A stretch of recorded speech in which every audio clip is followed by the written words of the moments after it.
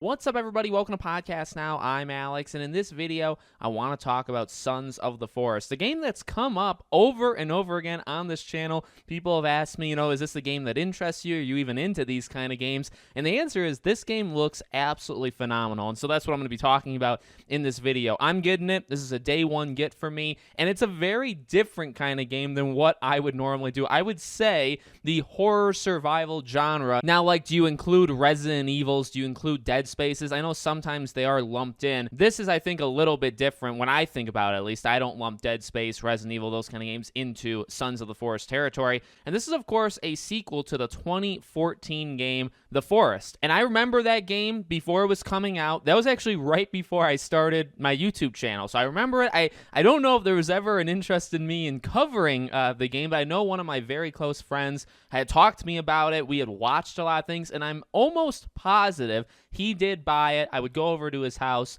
and I would watch him play. And it looked really cool. Again, it was just never really my cup of tea.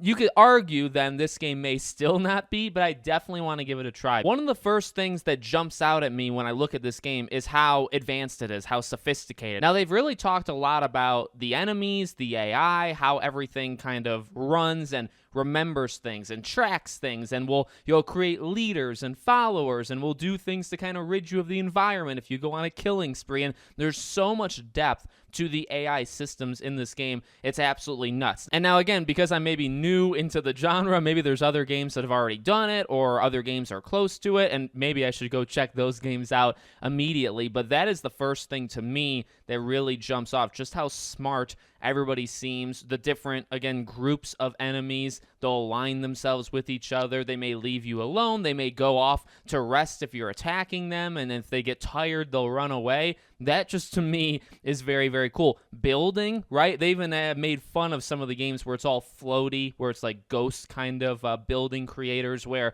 you'll see the outline of the thing and it'll just kind of create itself. No, in this game, you split logs, you break branch. I mean, all of this, again, super deep things. The seasons will change. Berries won't be there anymore. The lakes will freeze over. You'll have to, if you're into fish and that's kind of how you've been keeping yourself alive, well, good luck to you, because those are gone now.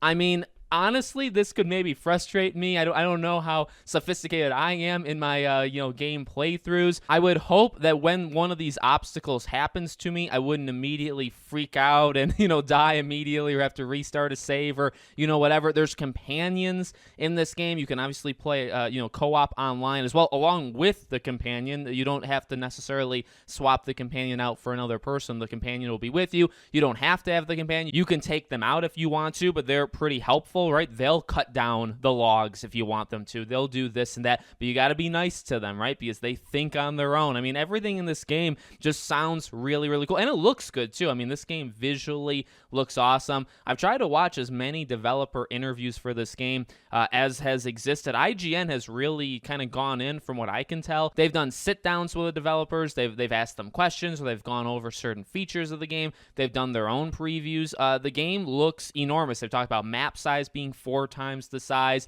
They talked about, there's obviously the story, and you go with that, but then there's also just everything else. If you don't want to go down the story route, you don't have to. You can just immediately go into the survival, kind of area of it. So I'm really impressed from everything that I've seen on it. I've gone kind of down a deep rabbit hole where I've tried to look at all of the YouTube videos that have gone over the systems and how this game is going to act. So I feel like I won't be shocked when I play it of what the game is capable of. Again, will I be shocked of, oh man, I can't handle this, I can't actually keep up with the game? Maybe, and I'll find that out very, very soon. But this is definitely a game that's piqued my interest, and I hope to do, a review on it if there's interest from you guys or even on the internet, just in general, not even in my community, but outside the community. If there's interest in this game, I would love to cover it and make some videos on it. Like I said, I haven't necessarily been waiting 9 years for a sequel, but it's been 9 years. I remember, the first game and all that. I see the excitement for it. I'm very excited for it as well. I know, jumping on the bandwagon pretty late, like a few months before the game comes out. It does come out in February.